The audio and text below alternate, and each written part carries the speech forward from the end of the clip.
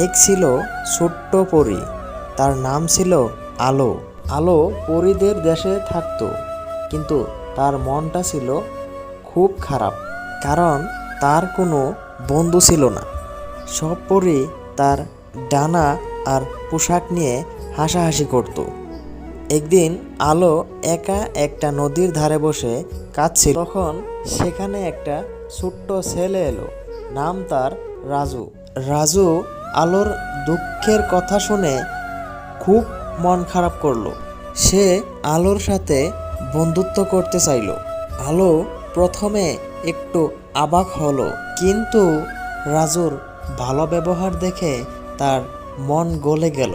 তারপর থেকে আলো আর রাজু রোজ নদীর ধারে দেখা করত। তারা গল্প করত আর খুব মজা করত। আলো বুঝতে পারলো বন্ধুত্ব মানে ডানা বা পোশাক নয়, বন্ধুত্ব মানে মনের মিল। রাজু আর আলোর বন্ধুত্ব সারা পরীর দেশে ছড়িয়ে পড়ল, আর সবাই তাদের বন্ধুত্ব দেখে খুব খুশি হলো।